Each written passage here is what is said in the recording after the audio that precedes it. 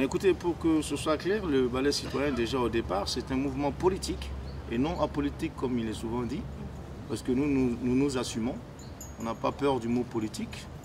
Il faut démystifier ce mot-là. En fait, en réalité, c'est gérer la cité. Et nous, en tant que citoyens, on estime que nous avons aussi un droit de regard sur la gestion de cette cité. C'est pourquoi nous faisons aussi de la politique. À la différence que nous ne nous impliquons pas dans l'exécutif et nous ne gérons pas le pouvoir. Vous n'aspirez pas à ça? Non, ce n'est pas notre rôle. Nous nous cantonnons dans notre rôle de vigile citoyenne. C'est important que les gens comprennent la différence. Parce qu'il y a beaucoup de gens, oui, mais le mouvement, le ballet citoyen, est-ce que vous n'avez pas des ambitions politiques, etc. Pas du tout. Ce mouvement a été créé justement pour éviter que des ambitieux politiques ne prennent en otage les aspirations du peuple burkinabé.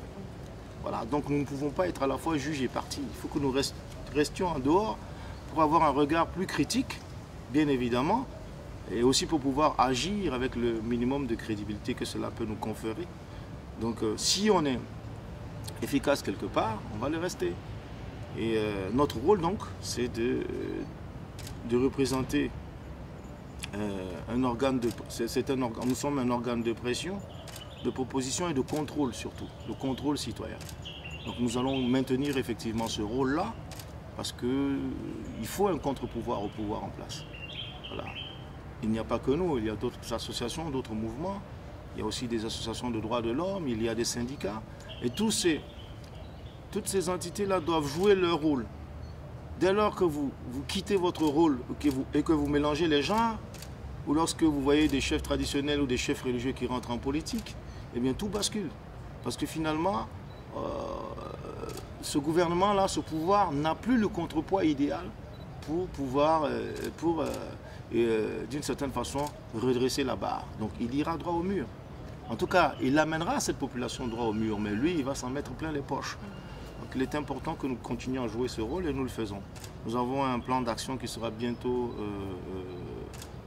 révélé. On va aller en retraite stratégique. Non, comme chaque année. Chaque année, c'est ce qu'on fait. On se retire pour réfléchir à tout un lot d'actions et de réflexions et pour dégager nos principaux objectifs. Voilà. Et c'est comme ça que les gens croient qu'on avance au hasard. On n'a jamais avancé au hasard.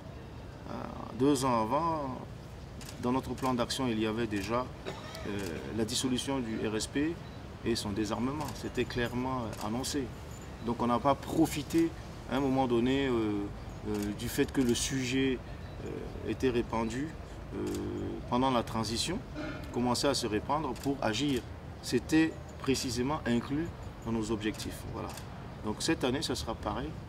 On va aussi réfléchir au mode d'action et au mode opératoire et surtout à nos priorités. Parce que c'est important de dégager des priorités, sinon on va dans tous les sens et on finit par ne pas être du tout efficace.